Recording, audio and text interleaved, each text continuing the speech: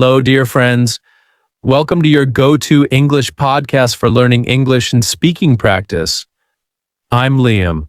And I'm Grace, and we're so happy you're here for part one of our series. Today, we're diving into something everyone can relate to. Daily life English, starting with morning routines, hobbies, and personal goals. These topics are perfect for everyday conversations, and they help you practice small talk, express yourself naturally, and use more descriptive words. So grab a tea or coffee, get comfy, and let's grow your English step by step. All right, Grace, let's get into it. Today's topic, morning routines. And honestly, how we spend our mornings can set the mood for the entire day. So true. And what's great is that talking about your morning routine is a perfect way to practice everyday English. It's something you can chat about with friends, classmates, or even new people when you're trying to break the ice. Break the ice means to start a conversation in a friendly way, especially with someone you don't know well. Exactly. You can ask simple questions like, what time do you wake up? Do you eat breakfast? Do you exercise in the morning? These are all super useful questions. And when you answer, you're practicing present simple verbs like wake up, brush, make, eat, go, drive. And don't forget the adverbs of frequency. These words help you explain how often you do something. For example, usually, always. Sometimes, rarely, never. Like, I usually wake up at 7 a.m. Or, I never skip breakfast. Let's try a quick mini dialogue to help our listeners hear how this works in real life. Hey Ella, what's your typical morning routine? Hey Mason, well, I usually wake up at 6 a.m., drink a glass of water, and then I meditate for 10 minutes. Wow, you meditate? That sounds calming. Yeah, it really helps me feel centered. After that, I get ready for work and pack my lunch. Nice, I wish I could be that organized. I just grab coffee and run out the door. Structured, meaning planned and organized. Example, she has a structured routine that helps her stay productive. Laid back, meaning relaxed and easygoing. Example, his approach to mornings is very laid back. Snooze button, meaning a button on an alarm clock that delays the alarm for a few minutes. Example, I hit the snooze button 3 times today. Positive tone, meaning a good, encouraging feeling or atmosphere. Example, a morning walk sets a positive tone for my day. Centered, meaning calm and balanced. Example, meditation helps me feel centered and focused.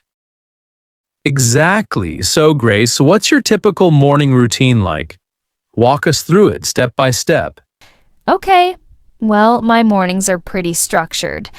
I wake up around 6:30 a.m. The first thing I do is stretch a little, just some light stretching to wake up my body. Then I make myself a cup of green tea. After that, I open my planner and check my to-do list for the day. Planner means a notebook or app where you write your schedule and tasks. I love knowing what I have to get done. It makes me feel prepared and calm. That's nice. Do you ever meditate in the morning, or is it just stretching? Good question. Actually, yes. Sometimes I meditate for 5 or 10 minutes. Meditate means to sit quietly and focus on your breathing or thoughts to feel calm and clear-minded. It's not every day, but I try. After that, I usually make breakfast, usually oatmeal with fruit, or sometimes scrambled eggs and toast. I love breakfast foods. That sounds healthy and tasty. Tasty means delicious, by the way. My mornings are more laid back. Laid back means relaxed and not rushed. I wake up around 7 a.m., But I'll be honest, I almost always hit the snooze button at least once. Hit the snooze button means delaying your alarm for a few more minutes of sleep. Haha, so many people do that. I know, right? After finally getting out of bed, I make myself a big cup of coffee, black coffee, no sugar. I can't function without coffee. Function means to work or do things properly. Then I make breakfast, usually toast with peanut butter and a banana, or sometimes just cereal if I'm in a rush.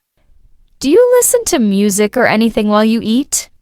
Yes, I love listening to a podcast while I have breakfast. It helps me wake up my brain. Sometimes it's the news, sometimes an English podcast or something funny. Nice. I sometimes listen to a playlist of calming music in the morning. It puts me in a good mood. A playlist is a collection of songs. I like that idea. So, listeners, here's a tip. Try to talk about your own routine out loud. Use phrases like I usually, I always, I sometimes. For example, I usually get up at 6:30. Or I always brush my teeth first. Or I sometimes skip breakfast. Good point. And if you want to practice more, you can even write down your routine in English. Use bullet points or full sentences. It helps you organize your thoughts and remember the vocabulary. Let's give them an example, Grace. I'll share my routine as a list. I wake up at 7 a.m. I hit the snooze button once or twice. I make black coffee. I make toast with peanut butter. I listen to a podcast while I eat. I take a quick shower. I get dressed for work. I check my emails before I leave. Perfect example. And here's mine. I wake up at 6:30 a.m. I do light stretching. I make green tea. I meditate for a few minutes. I check my planner and to-do list.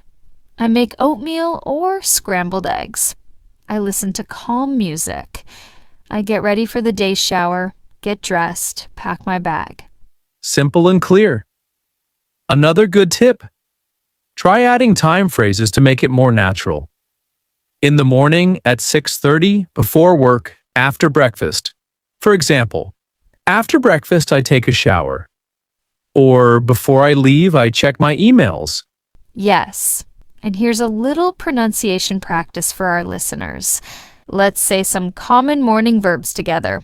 Wake up, get up. Brush your teeth, take a shower, make breakfast, have coffee, get dressed, leave for work. Repeat after us. Wake up, get up. Brush your teeth, take a shower. Good job. Keep practicing. Oh, and let's add a few useful phrases people use in real conversations about mornings. I'm not a morning person. This means you don't like waking up early. I'm an early bird. This means you like waking up early. I hit the snooze button. You delay your alarm. I skip breakfast. You don't eat breakfast. I grab a quick breakfast. You eat something fast and easy. So, Liam, would you say you're a morning person? Not really. I'd say I'm more of a night owl. Night owl means a person who stays up late and feels more awake at night. Haha, I guessed that. I'm an early bird. I love the quiet time in the early morning. That's cool. So listeners, are you an early bird or a night owl? Think about it. How would you describe your morning style in English? And you can even add little details to make your routine more interesting. For example, do you check your phone as soon as you wake up? Do you walk your dog? Do you pack lunch for school or work? True. Maybe you say, I check my phone as soon as I wake up. Or I walk my dog every morning. Or I pack my lunch before I leave. You can practice conversations with your study partner or just say them out loud to yourself. Another fun idea. Ask a friend from another country about their morning routine. You might find some cultural differences. For example, in some countries, people have a big breakfast. In others, just coffee. Some people exercise early, some don't. It's a great way to learn new words and connect with people. Good point. And if you want to challenge yourself, try to explain your ideal morning routine in English, even if you don't do it yet.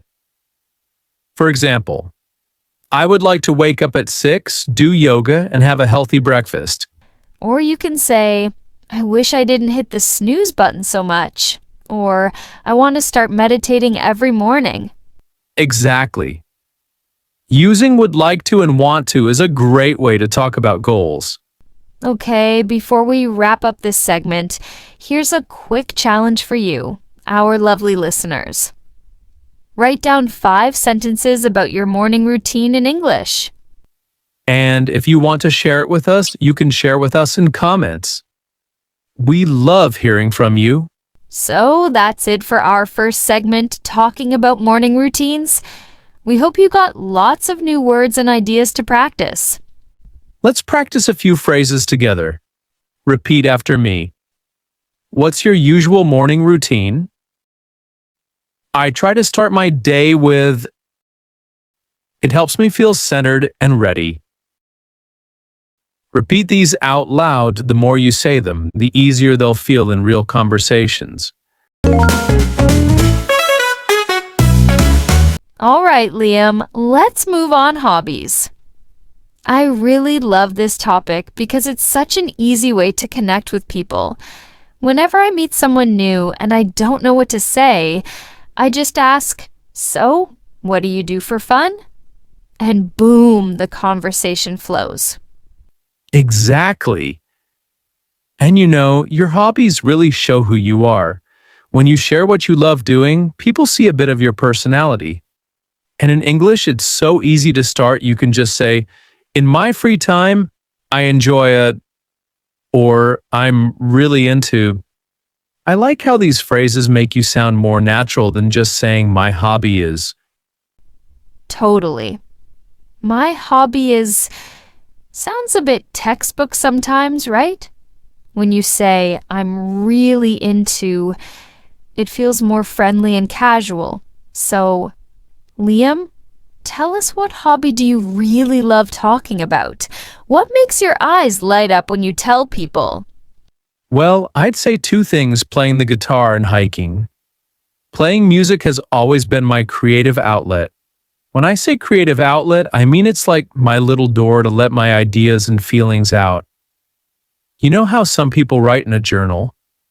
For me, it's my guitar. I just pick it up, strum a bit, and I feel like I can breathe again. That's such a nice image. A guitar is a door for your ideas. And hiking? I didn't know you were so outdoorsy. Yeah, I love it. Hiking is the opposite of music for me. Music is about expressing what's inside, and hiking is about calming what's inside. I go out, find a trail, walk for hours. The fresh air, the birds, the trees. It all helps me unwind. You know that word, unwind. It means you sort of untie all the knots in your mind and just relax. I love that. I feel the same way about my plants. Gardening is one of my favorite hobbies, and people always think it's boring, but honestly, watching something grow that you cared for is so rewarding. Plus, it's so therapeutic. When I say therapeutic, I mean it really helps me clear my head and feel peaceful again. I remember you showed me pictures of your balcony garden. You have tomatoes, herbs, even some flowers, right? Yeah, sometimes I feel like an old lady with all my pots and watering cans, but I love it. And when I'm not gardening, I'm painting. For me, painting is this cozy corner where I can just play with colors, no rules, no rush. I'm not amazing at it, but I don't care. It's just for me. I think that's the best thing about hobbies, you know? You don't have to be the best, you just have to enjoy it. Like my guitar playing, I'm not on stage or anything. It's just me, my old guitar, a few chords, maybe some old rock songs. It makes me happy. That's so true. And talking about hobbies is a really easy way to keep small talk going in English. Sometimes people get shy because they don't know how to continue a conversation. But if you ask, what do you do in your free time? Or how do you like to relax after work? You can learn so much about someone. And you get new ideas too. Like, I didn't think about gardening before you told me about it. Now I want to try growing mint or basil. Maybe I'll use it in my cooking. See? Hobbies are also a great way to learn new words naturally. When I started painting, I had to learn words like canvas, brush strokes, palette, and in gardening, so many plant names. Sometimes I even have to Google them in English, and that's how I learn.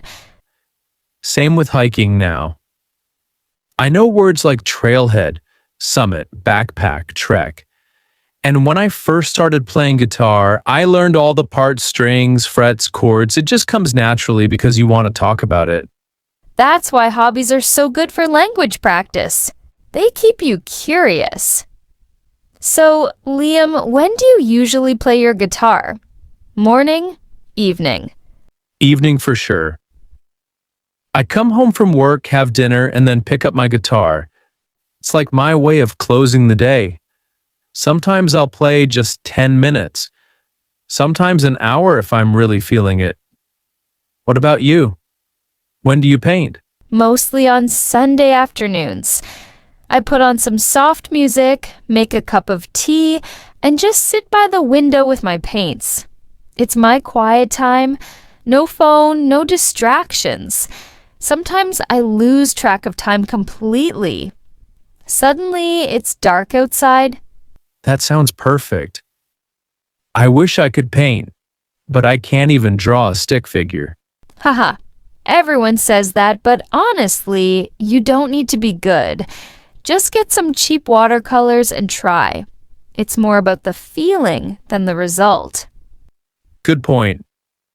Okay, so listeners, if you're learning English and you feel shy about speaking, just talk about your hobbies. Even if it's simple. Maybe you like cooking. You could say, I love cooking. I try new recipes every weekend. It helps me relax after a busy week. Or maybe you love movies. You could say, I'm really into watching movies. I love thrillers and comedies. I usually watch a film on Friday nights. See how we're using I'm really into, I love, I usually. These little phrases make your English sound smooth and natural. Yeah, and don't forget to share why. Why you love something makes it more interesting. Like, I enjoy photography because it helps me see beauty in everyday things. Or, I love running because it gives me energy and clears my mind. Exactly. And here's a fun idea. Next time you meet someone new, ask them what they love doing when they have free time.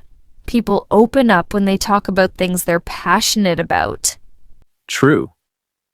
And sometimes you might even find a new hobby for yourself. All right, friends, take a minute now and think, what hobby do you really enjoy? How would you describe it in English? Try saying it out loud right now. No one's listening but you. What do you love? When do you do it? Why do you love it? And if you want extra practice, you can write it down in your notebook or record yourself speaking. Trust me, your confidence will grow each time. Here's a short dialogue to show how we talk about hobbies. So, do you have any hobbies, Ben? Yeah, I'm really into photography. I love capturing beautiful moments. That's awesome. Do you take pictures of people or nature? Mostly nature, mountains, rivers, sunsets. It's so therapeutic. I love that. I usually spend my free time reading or baking. Nice. What do you bake? Mostly cookies and cupcakes. My friends love them. Therapeutic, meaning helps you relax or feel better emotionally. Example, Gardening is very therapeutic for me. Creative outlet, meaning an activity for expressing creativity. Example, playing guitar is my creative outlet. Unwind, meaning to relax after stress or work. Example, I unwind by listening to music. Capturing, meaning taking a photo or recording a moment. Example, he loves capturing sunsets with his camera. Repeat after me. In my free time, I enjoy reading. I'm really into painting. It helps me unwind. Great job, keep practicing. Let's finish part 1 with personal goals, such an inspiring topic. Yes, talking about goals shows motivation and ambition. Ambition means a strong desire to achieve something. So true. And goals can be big or small, long-term or short-term. I feel like when you share your goals with someone, you let them see what's important to you, what you dream about, what you're working for. Exactly. So, Grace, what's one goal you're working on right now? Right now, I'm focusing on improving my Spanish. My goal is to reach conversational fluency. Conversational fluency means speaking comfortably in everyday conversations. I'd love to travel to Spain one day and just talk to people without feeling nervous or stuck. I love that. Learning a new language takes so much dedication. Are you doing classes or just practicing by yourself? Bit of both. I take an online class once a week.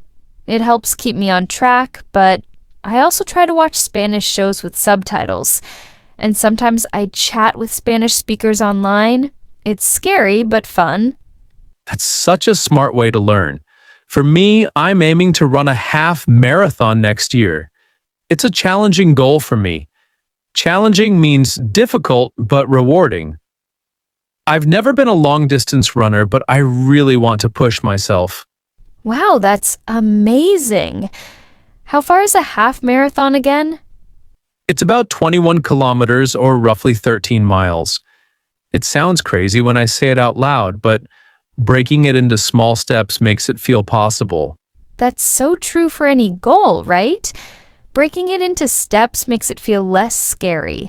If you just say, I want to be fluent in Spanish, it's huge.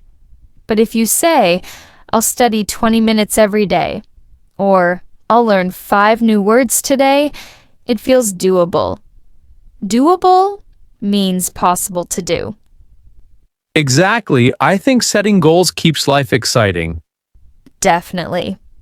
And talking about them in English helps you practice future tense and motivational words. Yes. When you talk about goals, you often use phrases like I want to, I'm planning to, I hope to, or I'd like to. They all show future plans and dreams.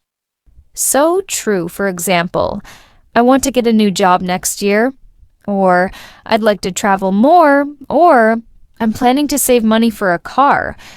These are all simple but powerful sentences. And you can also talk about your reasons why you want to reach that goal, like, I want to run a half marathon to feel healthier and stronger. Or, I'd like to learn Spanish so I can travel with confidence. When you add why, it makes your goal more real, and it's good English practice too. So, Grace, do you have any other goals for this year? Yes. I really want to read more books, especially in English and Spanish. I find that I get busy with work and screens and forget how relaxing reading can be. So, my goal is to read at least 1 book a month. That's a great goal. It's clear and easy to measure. I love goals that you can actually track. Exactly. Saying, I want to read more is too general. But saying, I will read 1 book every month makes it specific. You know, that's a good tip for everyone listening. If you want to talk about your goals in English, try to make them clear and simple. Say when, how often, or how much. For example, I want to exercise 3 times a week. Or I hope to pass my English exam this December. Yes, and you can even share the steps you'll take to reach your goal.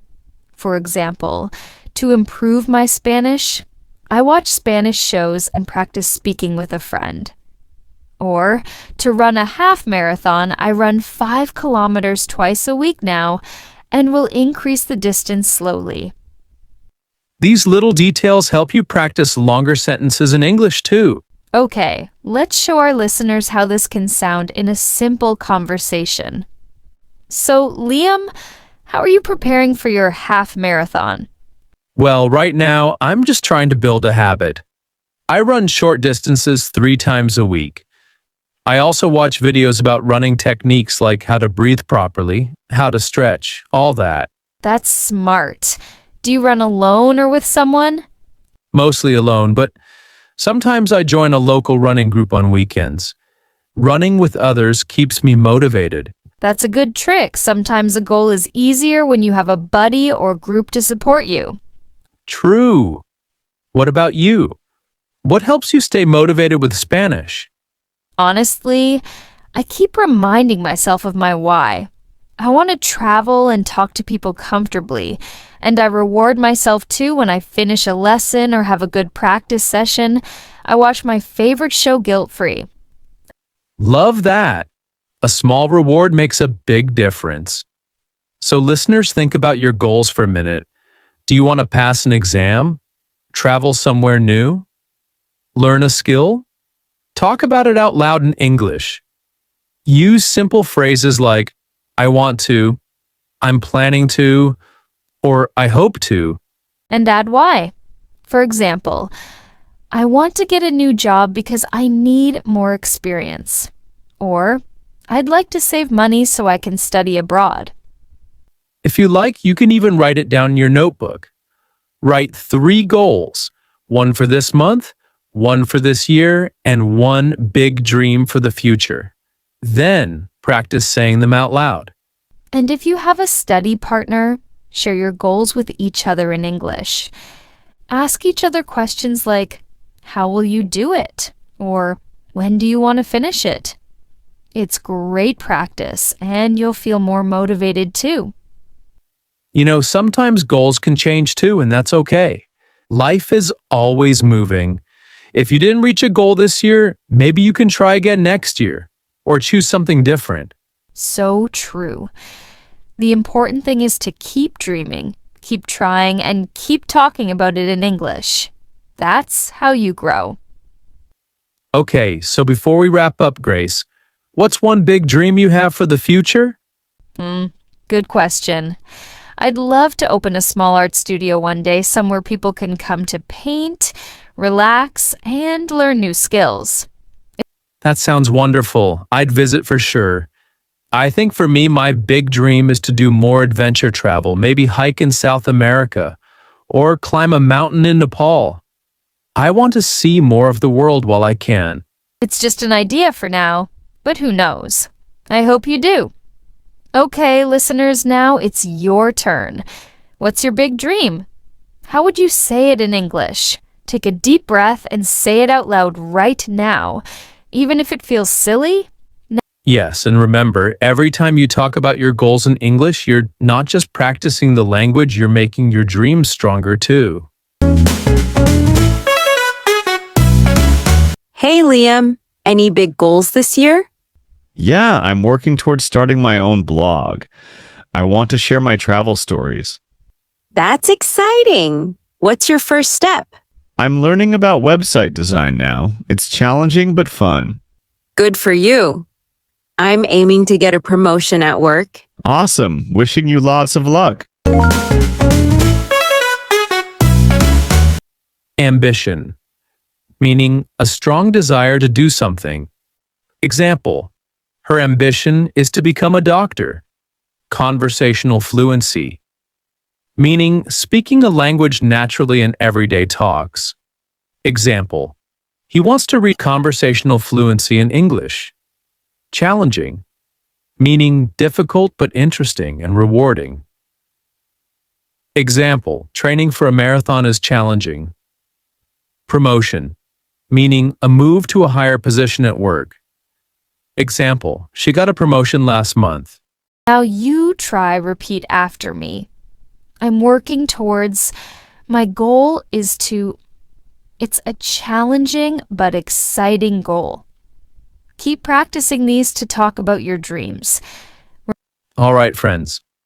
Today you learned how to talk about your morning routines, hobbies, and personal goals. Remember, practicing these topics makes you sound confident and real, and people love talking about them.